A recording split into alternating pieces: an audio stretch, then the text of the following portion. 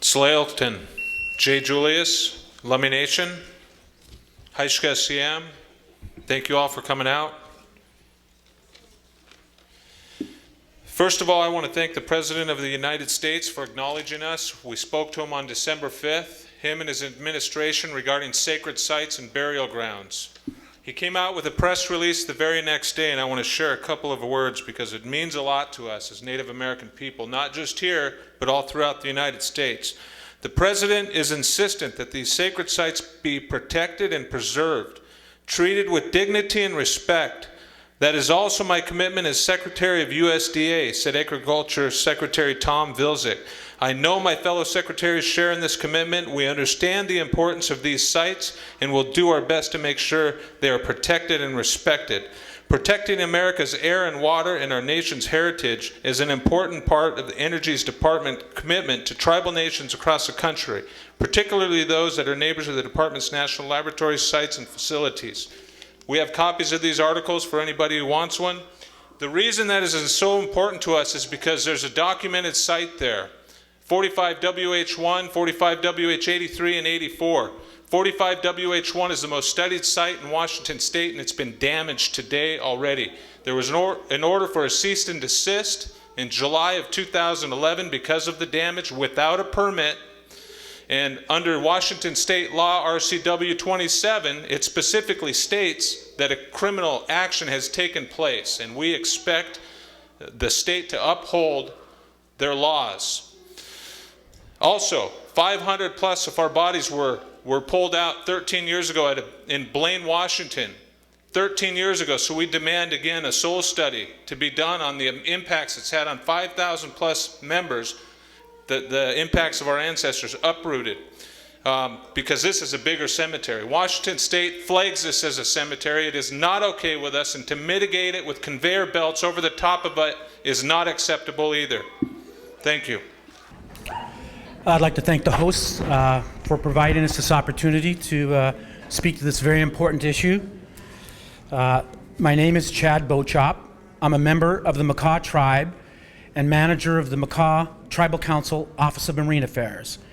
Were this a traditional event or potlatch, we would open these proceedings with a prayer song or a siaka, asking the Creator to guide our words and guide our attention, that everything we speak be true and everything we speak be meaningful. Inasmuch as I only have 2 minutes, I have prepared a statement. The scope of this EIS needs to recognize the sovereign nature of the 1855 Treaty of Nia Bay. Moreover, our spiritual beliefs assert that we are inextricably connected to the environment. Attaining that level of spiritual understanding requires that we assume the responsibility of the resources in our chief's area, in our treaty area. While we support efforts to develop a vibrant economy, it must not come at the cost of future generations. We understand shipping and burning of coal significantly contributes to climate change and recognize the impacts of ocean acidification that they've already leveled on our ocean resources. We've also been subject to over 1.5 million gallons of oil spilled in our treaty area. Therefore, it is imperative that the EIS include analysis of risks associated with both the shipping and burning of coal and their effect in our treaty-protected resources. We will be submitting written comments and seeking government-to-government consultation with the Army Corps of Engineers for the construction and operation of what is proposed to be North America's largest coal terminal in Washington State. My name is Lucas King. Kayo Snahashave Natista Sutta.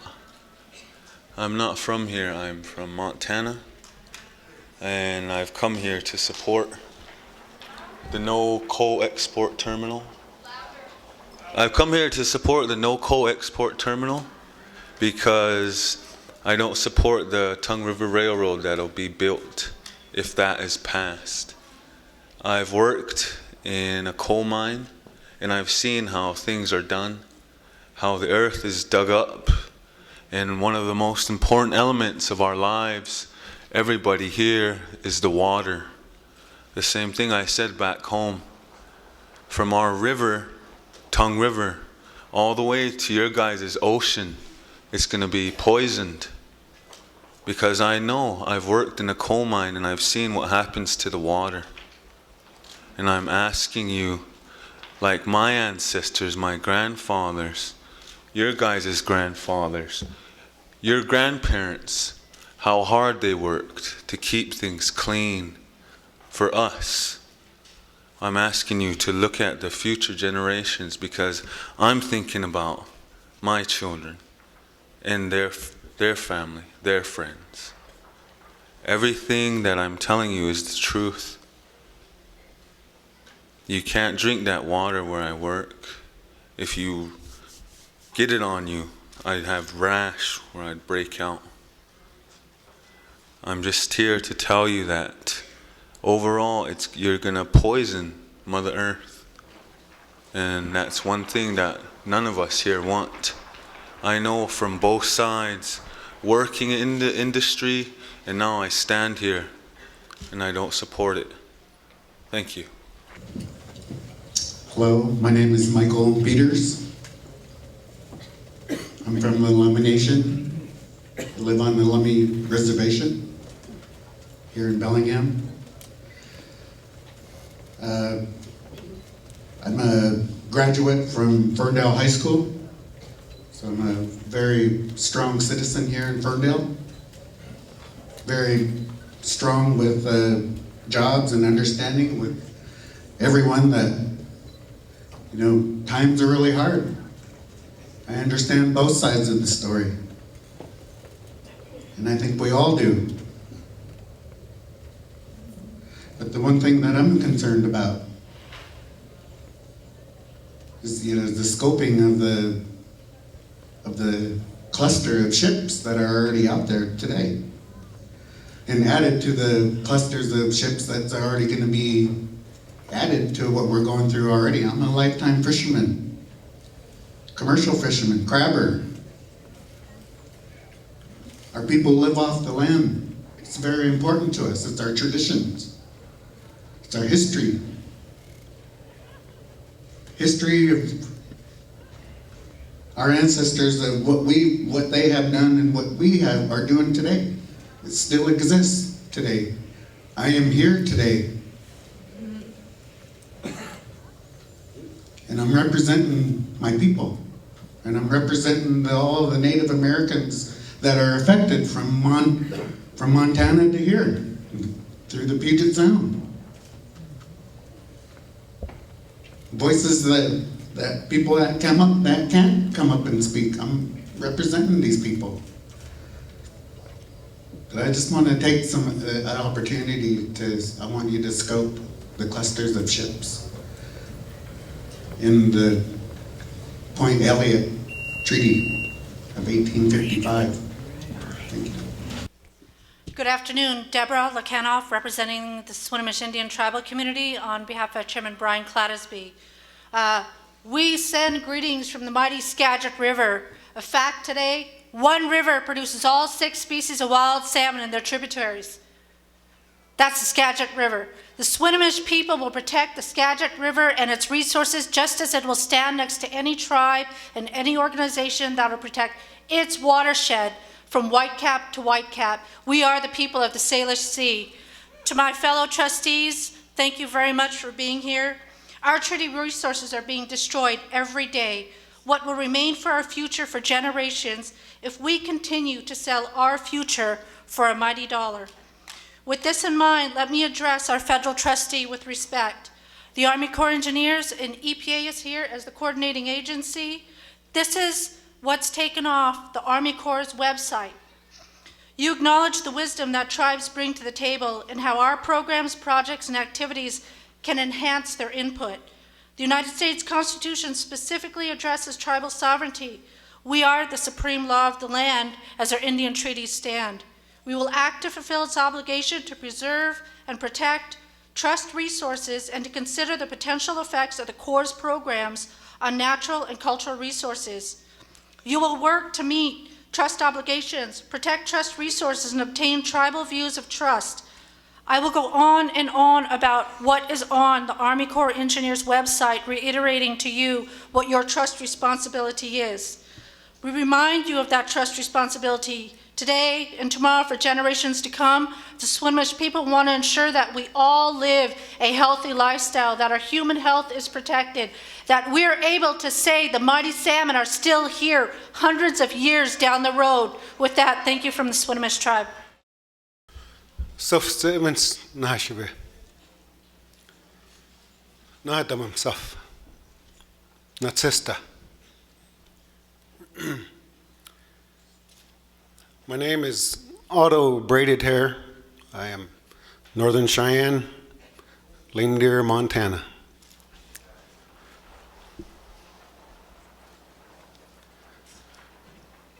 There is a proposed coal mine, Otter Creek area,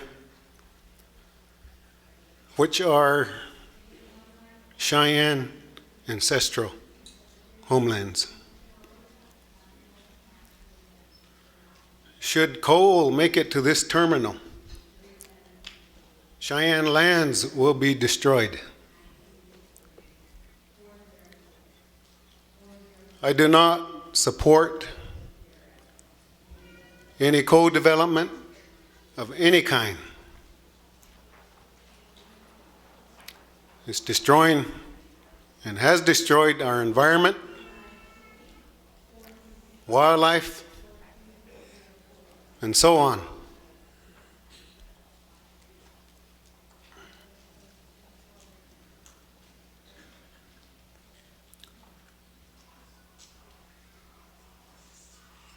I do not support any kind of co-development on Cheyenne lands, on the Snoqualmie lands, or on the Lummi lands. Any place on earth, I do not support any destruction. Thank you. Joel Ridley, son of Snap, Chaklomisin, Chishas Pokolixin. My name is Joel Ridley. I'm a survivor of the Great Flood, and from Lummi I am. I'm here today to oppose this coal terminal export they want to put on my sacred lands. We need to look at it like this. We wouldn't go and dig up the Vatican and put a coal terminal right there. That's sacred lands to Catholics. We wouldn't go to Israel and dig up the sacred walls of Jericho and put a coal terminal there, or so on and so forth. Go to sacred sites that have to do with Buddhism or Islam. No way is that even an option. So it hurts my heart and it tears my people down to know that this is even an option. Why is this even an option? Why is this open for discussion? It should not be. So my people, we say no. This is not negotiable. This is not going to happen. I represent my people in a good way. I'm an Indian activist at the beginning of my journey. And I appreciate this opportunity to come here and express my thoughts and my feelings on what this will do. In 1887, the Dawes Act happened. And over 90% of my people had died due to biochemical warfare. This is going to take a chunk of our culture, of our identity. You apologize for the boarding schools. Don't contradict it by taking another chunk of our identity. Out there at Cherry Point, I can trace my ancestry back to 165 generations. I worked for the Semyama Project for 6 months. I recovered the remains of my ancestors. Don't make me do that again. Because if I get called for that, I will. And it'll hurt my people even more. Hi, Scott, for listening. Good evening, Jay Julius. I represent Lummi Nation, 5,000 plus members. I'm a council member And Lummi Nation is strongly opposed to the development at Cherry Point. Huichiicsin is the original name of Cherry Point. Huichiicsin is a 3,500-year-old village documented by Washington State, flagged by Washington State as a cemetery. There's no question about it. Not part of it, not just 45 WH1, 45 WH83, and 45 WH4 where this proposed coal port is going, which are all three eligible for the National Register, but all of it is flagged as a cemetery, and that has to come into consideration here. So again, we demand a study on the spiritual and soul impacts it's going to have on 5,000 plus people, and you can use the digging up of 500 plus of our ancestors' bodies up in Blaine at the Semiahmoo project. Study the impacts of that, and I really encourage you guys to consider, as a crow flies, 2 miles away is where Semiahmoo is. This is an ancient village. This is known as this is a cemetery, and that has to be considered. And there can't, I know they bulldozed over 45 WH1. I know it's a state crime, and we expect the state to uphold, the law, and we haven't seen it. And treaty rights, supreme law of the land, according to the Constitution, Article 6. What are the impacts from pulling out that much water to the fish? It is our treaty and it is our right. It's not a privilege for us to fish, it is a right. That is who we are. How many of you know where your great-great-great-great-grandfathers were buried? All of mine are buried here. I've been here for 37 years, and my family 3,500. Thank you. My traditional name is Squashimit. It comes from 5 generations back from the Semiahmoo and Lummi areas and San Juan territories. I'm an environmental policy major and community planner from Huxley College of Environmental Science. I'm a Lummi tribal member and descendant of the village site that they're proposing to build on. Our tribe and community does not approve of this at all. We come from the highest unemployment rates, the highest mortality rates, the highest rates of cancer. All of our Salish people are still struggling to survive the manifest destiny that's been taken over into our territories. I grew up as a commercial fisherman right off the beach of Sandy Point, just 2 miles south of what's being proposed here. We've already suffered. We're already suffering from the chemicals that are being leached into the waters from Arco and Intalco and the aluminum smelters already up there. My grandmother died of cancer. My grandfather still fishes between those 2 docks up there at Cherry Point, and I still fish there. My father still fishes there. My son, who's 10 years old, is learning to fish there. My grandfather fishes on a 16-foot skiff with a 10 horsepower, travels up there for 3 hours to go up there and make some sets during the day when the weather's right. We grew up fishing and crabbing out there. You should see those tankers that pollute our waters. You should see the byproducts coming off there already. It's polluting our herring, one of the largest herring estuaries in our area. It feeds the salmon. It feeds the eagles. It feeds us. We are subsistent off the salmon today, off the clams, off the herring. That salmon is distributed from Skokomish, from down to Puyallup, clear up to the northern side of Vancouver Island. All of the ecosystem in between here and there. Hereditary chiefs gather once a year to talk about the devastation that's happening to our communities. Stand up in pride. Help us fight. My name is Grace Ann Bird, and I'm an Nisqually tribal member. I'm also a tribal cultural water carrier. I live within a few miles of the Burlington Northern train tracks that are proposed to carry uncovered coal trains from Wyoming to Cherry Point. I have a family that lives just a house or 2 away from the same tracks. A number of us already suffer from asthma. Secondly, I'm also a fisherwoman, and as are all my family members. These tracks run right through my fishing environment. where we actively crab, harvest geoduck. I care about our shellfish farm and the ecosystem that sustains it.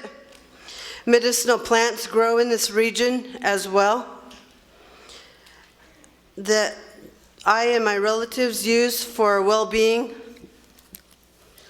like cedar, princess pine, and blackberry. That's just to name a few of our medicinal plants for our tribe. I speak on my own behalf, not for the tribe. These train tracks run beside our natural springs that come up out of the ground at Nisqually. The tracks also run over the top of our river via the Nisqually Trestle and runs along the sound that our divers and crabbers use. My concern that we have had derailments. We have had multiple derailments by our water source already within a mile, probably within an eighth of a mile from each derailment. Osiam, Asanas Nat, Tiaquis, Chachash Kwakwalexem, Nochlomesem. My name is Jeannie Fink Bonner. I'm from Lummi Nation, and I'm a survivor of the Great Flood. I want to start by thanking everybody that's here to think about the issues that will impact the land and the waters. And I'd also like to open the thought of how it'll impact my baby and how it'll impact generations upon generations to come. I was called as a witness to our ceremony that we had out Lummi at the Cherry Point site. That was an honor for me because our people, that's how we documented these things. We would call witnesses so that generations upon generations will remember it. And now my generation, I can pass this on. I can date back 165 generations to that land up there. I have family that fished those waters ever since I can remember. And the issues of how it will affect our environment are important to me. Even more so, how it will affect my culture is equally, if not more important to me. Because this is something that keeps me going as a person. It's something that holds my people together. And this will be wiped away for my great-grandchildren to come and their great-grandchildren. The issue sounds like a lot of it is, the benefits is just jobs. That's what benefits us. There's many other ways to have jobs that won't affect Heshka. Good afternoon. My name is Mel Sheldon, Chairman of Tulalip Tribes. We are the successors of interest to the Snohomish, Snoqualmie, Skykomish, and other tribes and bands signatory to the Treaty of Point Elliott. Tulalip supports job creation. We are one of the largest employers in Snohomish County and contribute economic solvency in the Northwest. However, we do not support an industry such as this one that we believe will damage our natural and cultural resources or diminish existing jobs in our region. Tulalip will not tolerate impacts to the health of our tribal members and to our treaty reserved fishing, hunting, and gathering rights. These projects pose significant threats to our natural environment, including additional tanker traffic in the fragile waters of the Salish Sea, directly interfering with our treaty fishing areas, contamination of our waters, lands, and traditional foods, impact to air quality that not only affect my people, but everyone. Nor can we tolerate the impacts to our tribal and regional economies. 18 new trains a day, up to 1.5 miles long, equates to an additional wait of 2 to 3 hours daily at each main access point at Tulalip and Marysville. Need I say more how this will affect the economy? This cannot be allowed. Let me remind you, as chairman of Tulalip Tribes, each federal agency is responsible for fulfilling its trust responsibility to avoid putting our treaty rights at further risk. You, as Army Corps of Engineers, are our federal trustee in this process. And we ask that you not permit any project that significantly impacts our way of life and further erodes the exercise of our treaty rights. Tulalip says no to coal. Tulalip says hell no to coal. Thank you. Thank you. A reminder, please, to show your support with your signs and your hand waving, not your voices or applause. Walter Young here, father, husband, grandfather, great-grandfather, veteran. I'm concerned about this project because I'm a commercial fisherman, been a retired commercial fisherman, and you people need to know that when they put in the Encalco dock and when they put that refinery dock back in the 60s, the first victim was the eelgrass. Foreign ships empty their bilges at Cherry Point, and when they emptied their bilges, the eelgrass died off, and the largest herring run in the world went away. It never came back. It affects all my brothers and sister fishermen because we're losing our resource out there. Another problem I have with this is that those freighters, those extra 300 they want, they're going to burn. They burn bunker fuel, which is the worst fuel to burn. And what comes out of the stacks every day out of one ship is equivalent to 16,000 cars on the road. So we're looking at almost 500,000 cars worth of extra pollution coming our way. I have my health concerns about all of our elders and all of our young kids because we're going to be breathing all of that stuff, and I would like that addressed. I would also like the SSA to address where all these thousands of jobs they're promising. Where is it? Write it out. And all these millions of tax dollars that they're putting on TV, that's a lie. All that money is going to be an increased B&O tax for SSA, which goes to Olympia. Very little of it will make it here. I'm running out of time. Don't have a lot of time. I want to end with this. This is from my brother Cree Nation. It's a prophecy from the 1800s. And they say, when all the trees have been cut down, when all the animals have been hunted, when all the waters are polluted, when all the air you breathe is unsafe, only then will you discover you cannot eat money. Thank you.